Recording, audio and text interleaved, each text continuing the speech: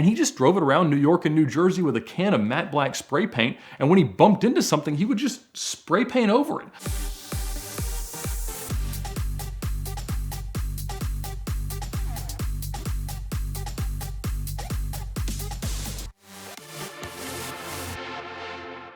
With prices on the rise and inventory levels low, it's gotten harder than ever to get what you would call a good deal on a car, but it's not impossible. It just means that you really have to rely on some of the tips and ideas that I've talked about for years and other people have talked, sitting in this very chair, about. And the two that are most pertinent in this case are being your own arbitrage and letting the people who might find the car that you want know that you want it.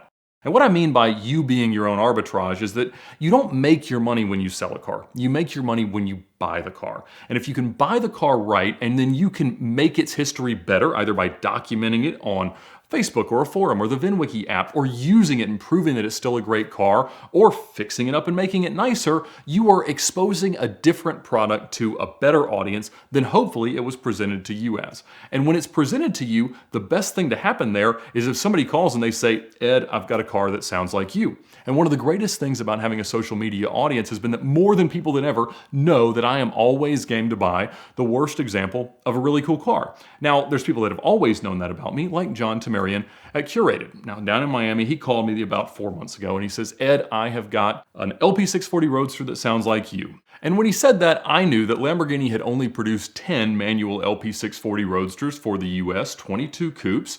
And I also knew that until they made the LP670, only 3 of them in manual cars, it was the rarest car that Lamborghini had ever produced in the whole lifespan of the company. So they're very, very rare, very, very special. And of those 10 cars, only 2 have a bad history. One of them is a car that was in a flood shortly after I sold it at Lamborghini Atlanta. I know that the owner has no interest in selling it because I've asked him that several times, and so I knew which car it had to be. It's a 2009 manual LP640 Roadster in Nero Nemesis matte black, and the car was originally ordered by Ralph Lauren. In fact, he ordered 2 of them identically, and he didn't take delivery of either.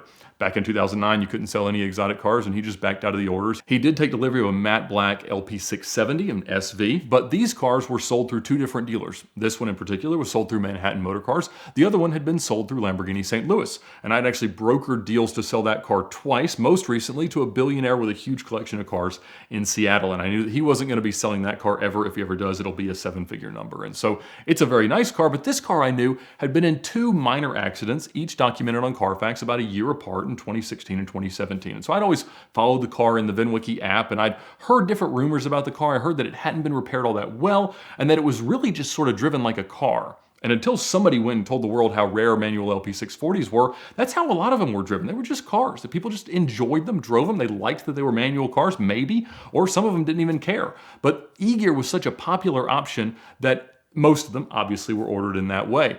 Now this car, as it turns out, was driven by the original owner who bought it after Ralph Lauren had backed out, and he just drove it around New York and New Jersey with a can of matte black spray paint, and when he bumped into something, he would just spray paint over it. So all the wheels were curved, and the accidents, they hadn't been repaired all that well. The paintwork that was done wasn't very good, and at one point, the rear bumper had not been replaced with an OEM part. It had been replaced with an aftermarket, really bad SV bumper that was warping and stuff like that. It had this SV-style ducktail wing.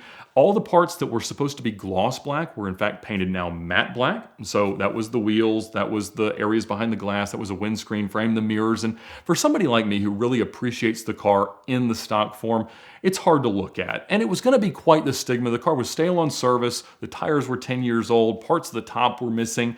It just wasn't anywhere near showroom ready. So when a guy like John Tamarian at Curated, even though he buys amazing supercars every day, including manual Mercies, gets offered a car like that, it doesn't really fit the business model because he has access to millions and millions of dollars if he needs to buy a Miura SV or a Bugatti EB110. But for something like this, you're talking about a 12 to 18 month reconditioning process. And I'd already done that twice with the Iranian terrorist drug dealer Grigio Telesto Canadian manual LP640 and the black car that became the Verde Draco car. And so I was no stranger to what this would take, but I mean, it's $50,000, $70,000, $80,000 worth of stuff that you're gonna do to this car between now and when it would ever be ready for a normal retail sale. And so he calls and he's like, Ed, do you want this car? And of course I do. You know, like I say that yes to a lot of cars, most of them end up not coming to fruition. I knew in this case that it probably would, but I also knew that this was a real wholesale style transaction. So the moment I say yes, I'm on the hook for it. It doesn't matter if it shows up and it's a little bit worse or anything like that, like it's my car. A couple of days later, it does show up at Curated and he calls me and he says, Ed, this is your kind of Mercy. And that was not exactly the intonation that I love to hear when it's attached to that idea. And so around that same time, we had just finished filming Car Trek 6, and so that meant that I had the Cayenne, the 996, the S55 that I needed to start to get rid of. I had the 599 still. I had barely driven the Gallardo Spider from Car Trek 1 in a long time. I'd kind of finished all the fun adventures to go on in the SLR, and I couldn't think of a whole lot more reasons to drive it. I'd barely been able to drive my Mercy. I knew it was going to need a few things service-wise coming up. I'd driven the Scud a lot because it was always the most functional car, and I'd done some rallies in it. But regardless, it was kind of the weight of having so many cars was on me. And the idea of spending the next year reconditioning this car to either flip or decide if it was going to be more of a permanent fixture in the collection was a little bit more daunting. At the same time, the El Alfa El Jefe Chiron was coming up for sale at the Copart auction, and I'd talked to Bugatti North America about my interest in that car. Like most people, you hear about a cheap, recently on fire Chiron, I'm gonna wanna have that car. But the fact that it had a certificate of destruction had sort of turned them off of it. In fact, the Bugatti factory was thinking about buying it back to reuse the powertrain in the event somebody blew their motor, but also Bugatti North America was looking at it kind of separately as their different entities. And so I said, hey, what are you thinking about with this car? What do you think it's worth? And we talked about it, but they said, you know, Ed, we may retire some of the development cars or the test mules for the Chiron platform soon. And they were almost done selling all of the Chirons. In fact, they just finished selling the last ones in the last week.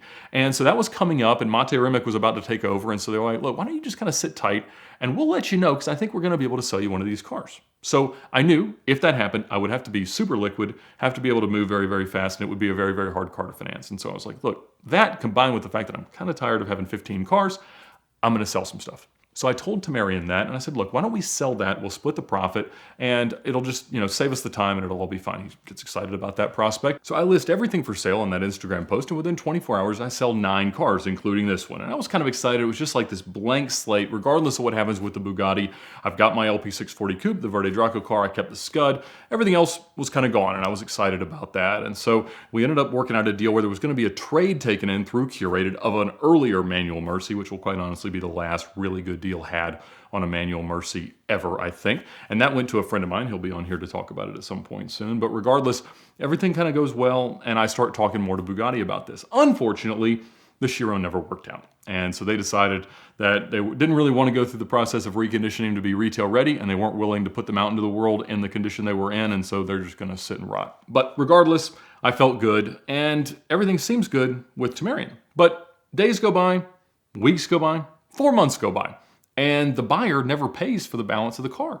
And finally I was like, look, man, I've got space now, I've got cash. Either I'm gonna wire you the money and bring the car up here to Atlanta, or like send me my profit. And so he leans on them for a few more days, and they never pay for it. And so the car shows up, and honestly, I was really, really excited because looking at them now, sort of with the lens of the future, I think that 20, 30, 40 years from now, having the coupe and the convertible version of a manual LP640 in your garage is gonna be like having a 300SL coupe and a 300SL roadster in the garage, which, I mean, except for the fact that a manual LP640 is 1% as common as a 300SL, but regardless, it's just got such this connoisseur status of my favorite car made manifest. And so, I don't know, it's definitely a car that needs a lot of work, even more than I might have imagined, but that's always fine, and it goes with the territory. And once I do it, it'll either be something that I fall in love with so much that it could never leave, or that there's a lot of money to be made on it. So I was very, very happy, and I just kind of look at them both in the garage as it gets cold and miserable here in Atlanta over the last few weeks. And,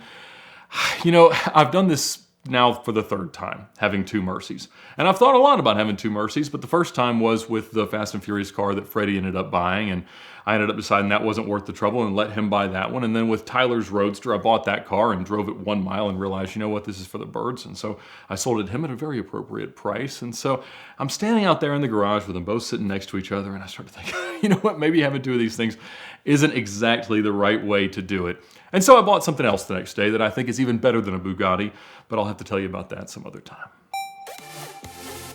We'd like to thank the Ticket Clinic for supporting VINwiki this month. When you get a ticket, no matter where it happens, you're risking points on your license, costly fines, insurance premium increases, and risks of suspension or jail time. So it's more important than ever to have great representation. The Ticket Clinic is a nationwide law firm that can help you fight a ticket no matter where you get it. It's easier than ever to start a relationship with them. You'll just take your ticket, snap a picture of it, and text that picture to 305-305. You can also reach them at the link in the description below to thank them for their support of VINwiki and fight your ticket with the Ticket Clinic.